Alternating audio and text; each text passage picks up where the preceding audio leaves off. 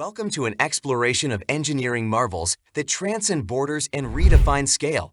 Mega projects that dwarf economies and reshape landscapes, these colossal endeavors, their costs eclipsing the GDP of entire nations, stand as testaments to human ingenuity and ambition. Their budgets soar higher than the combined wealth of 55 countries.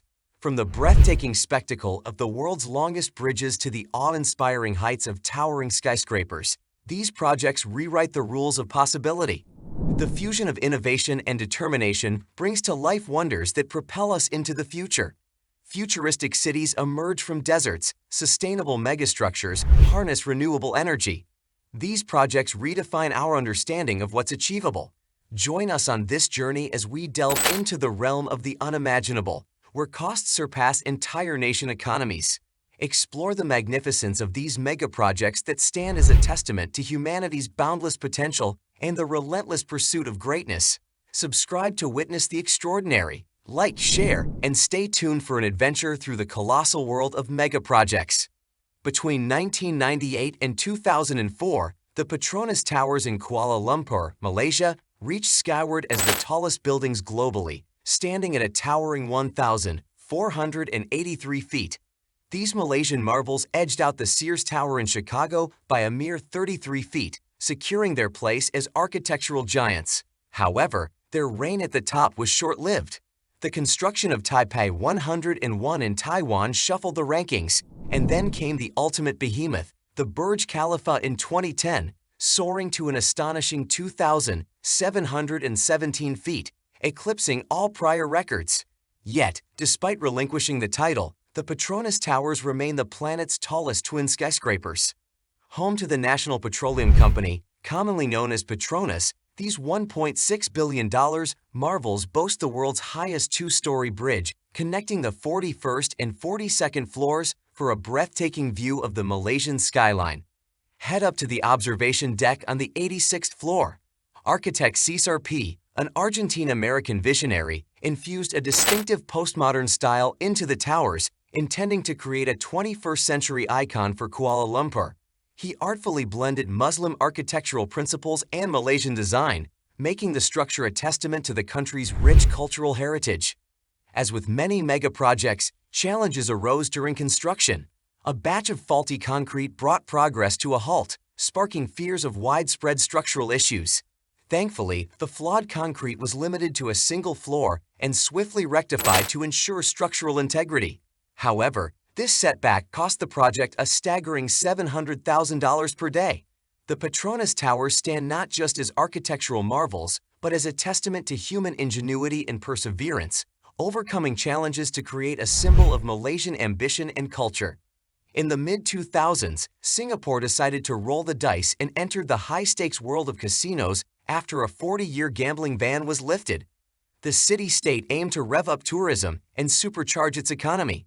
Big players like MGM Mirage and Wynn Resorts vied for the chance to set up shop in this bustling hub, but the ultimate winner was Las Vegas Sands, the force behind the famed Venetian casino resort in Vegas.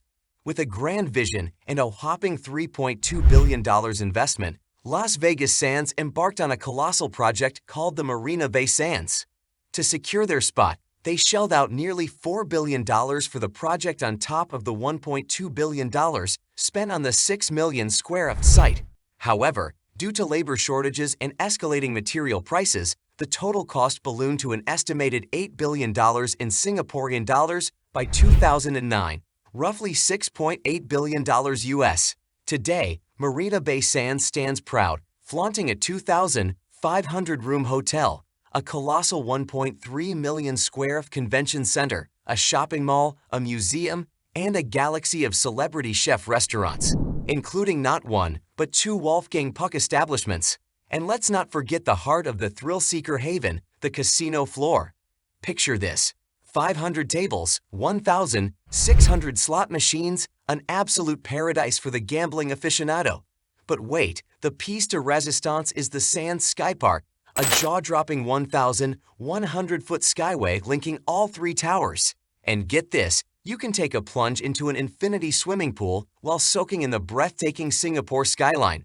Marina Bay Sands isn't just a resort, it's a testament to audacious dreams turned reality, a marvel that blends opulence, entertainment, and a touch of adrenaline in the heart of Singapore's bustling landscape. Picture this, sailing down the Red Sea between Saudi Arabia and Egypt, and suddenly you spot your reflection along what seems like a 1,600-mile mirror. But hold on, it's not a mirror. Instead, it's an incredible 1,600 feet tall, 660 feet wide, and 110 meters long structure. Say hello to Saudi Crown Prince Mohammed bin Salman's brainchild, the awe-inspiring NEON project, famously known as The Line. Some might call it the sustainable city of the future, while others might raise an eyebrow at its futuristic vibe. This $725 billion marvel is envisioned to operate solely on sustainable energy, with no cars allowed. Instead, imagine zipping from one end to the other in just 20 minutes aboard a high-speed underground train. Between these colossal mirrored buildings lies a lush outdoor oasis, creating an unprecedented living experience for around 9 million residents and employees. But here's the kicker. I will be keeping a watchful eye on this city. Mohammed bin Salman plans to use data models to optimize city living. Though let's admit it, the concept does sound a tad matrix-y. It's a bold step in Saudi Arabia's Vision 2030, aiming to position the oil-rich nation as a global leader in sustainable innovation. Construction kicked off in late 2022, and by October, drone footage surfaced teasing the initial groundwork for this ambitious venture. Saudi officials hint that living on the line might become a reality as soon as 2023. Or is it in the line? Perhaps at the line, the future is looking intriguingly futuristic. Elon Musk's vision for the Gigafactory in Reno, Nevada, is beyond monumental. We're talking about a structure that will outsize iconic landmarks like the Great Pyramid, the Empire State Building, and even the Burj Khalifa.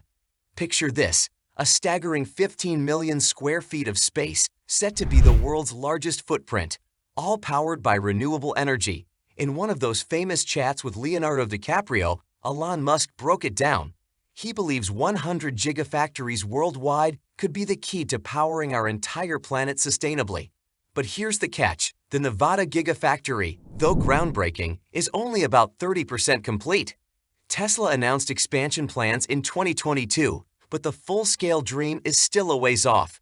The story of this colossal project starts back in 2014 when Panasonic jumped in to invest $5 billion. With the how in place, it was time for the where.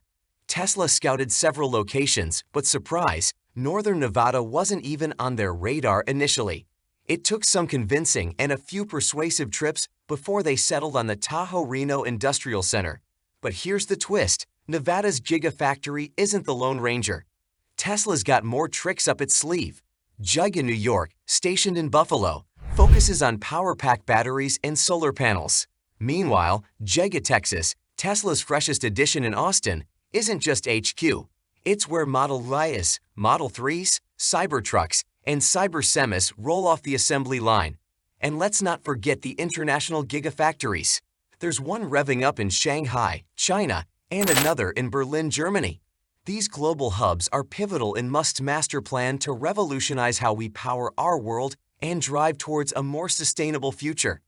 Imagine this, Jubail, Saudi Arabia, once a quiet fishing village nestled by the Persian Gulf, transformed into an industrial powerhouse.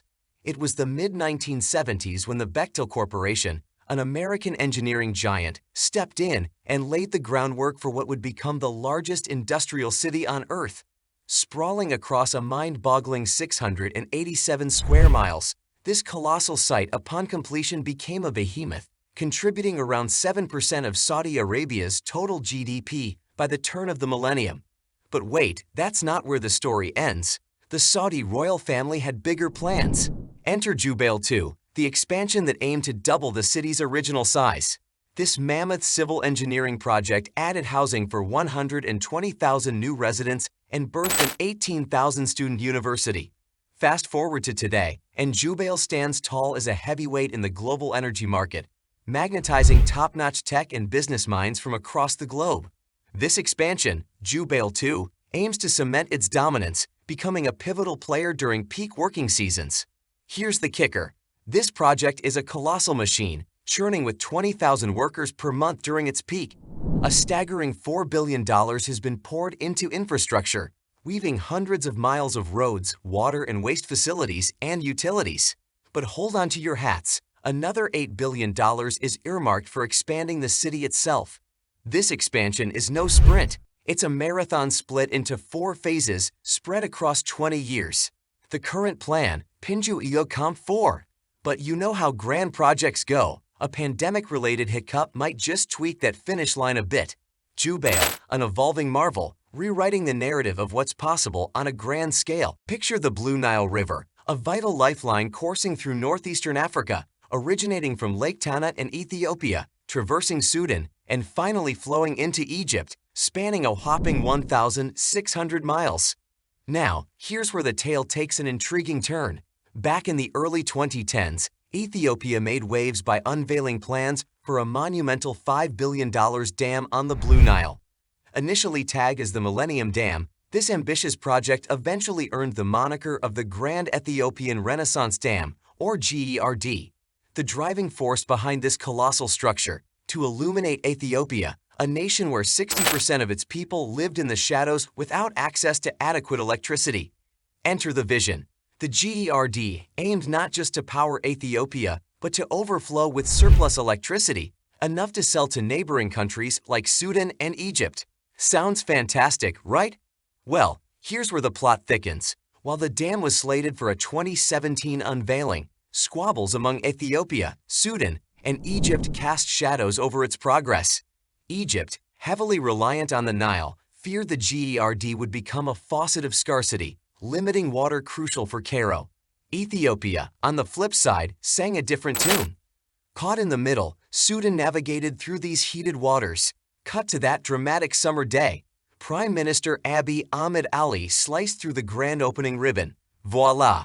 The GERD officially clinched the title of Africa's largest hydropower dam and ranked among the planet's top 20, rubbing shoulders with China's Three Gorges Dam. Yet, this tale isn't over. It's a saga of power, water, and geopolitics where the waters of the Blue Nile carry more than just sustenance. They ripple with tensions and ambitions, reshaping the landscape of northeastern Africa. Imagine the Yangtze River, China's lifeblood, nurturing nearly 1/3 of the nation's population, around 400 million people residing along its banks and tributaries. But here's the twist. While the river serves as a vital source, northern China's industrialized regions grapple with parched rivers and water scarcity.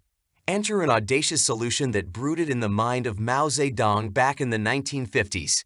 Mao envisioned a colossal engineering feat to quench China's thirst, a trio of canal systems spanning the east, west, and central regions. However, political ripples and controversies kept this mega project confined to the drawing board for a staggering 50 years. It wasn't until 2003 that the gears of construction finally turned to life. But wait, buckle up. This mammoth undertaking is slated to span another 50 years, boasting a jaw-dropping $62 billion price tag. Welcome to the South-North Water Transfer Project, a game-changer aiming to redirect a whopping 48 billion cubic meters of water annually from the Yangtze River to the parched northern regions. This colossal venture unites China's 4 main rivers, the Yangtze, Yellow, Hai, and Huai. In a nutshell, picture water diverted from the Yangtze near Yangzhou, streaming eastward along existing channels towards the Taihang Mountains in Shandong. Crossing the Yellow River via a tunnel, it rushes into Tianjin. The central route diverts water from the Han River, destined for Beijing, a leg they hope to complete for the 2008 Olympic Games, though only a quarter of it materialized. Meanwhile, the western route redirects 4 billion cubic meters across the Bayankala Mountains into northwestern China. It's an epic narrative of ambition, engineering marvels, and the quest to quench the thirst of a nation, reshaping the very flow of China's rivers to sustain its future. If you found this video fascinating, there's more where that came from. Click the link on your screen to explore another riveting story. Your curiosity will thank you. Thanks for watching, and don't forget to tune in next time for more incredible journeys.